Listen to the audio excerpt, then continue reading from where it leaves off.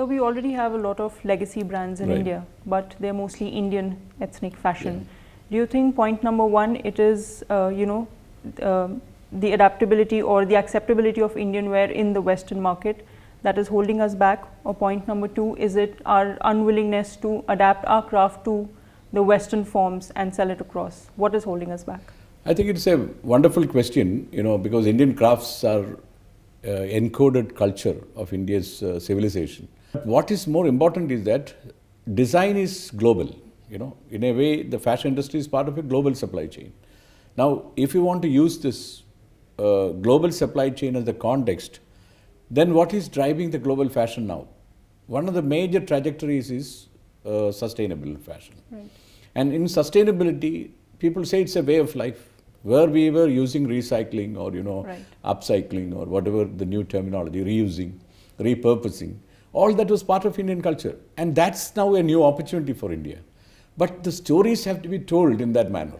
If you are simply telling that, sustainability is about carbon emission, that is not a story which captures imagination. True. Imagination is about, how you can connect it emotionally to people to make sure that, what they were doing was right. Now you need to rediscover what you are doing right again. So this story is a big opportunity for using all the crafts. Sometimes we wait for this without realizing the great opportunity and we miss the bus. True. Often it has happened. I do hope the sustainability trajectory is not taken as simply a transient phenomenon and wait for it to happen. No, this is the time to start investing in across the board, in exports, in domestic market, in brands. Take the leadership. See, if you do not take the leadership, you are just a follower.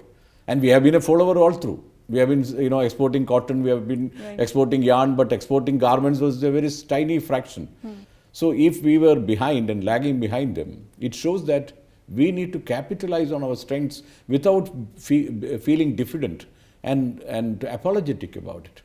That is where, the leadership counts. The leadership has to come from forgetting this silos of powerloom and handloom and silk, export promotion, this and that, to a combined understanding that fashion is understood by the consumer not from the silos. For him, it is what you wear, what is making you look good, pleasing to others, and how your professional life is enabled by that particular garment or a lifestyle. That is all what matters to them.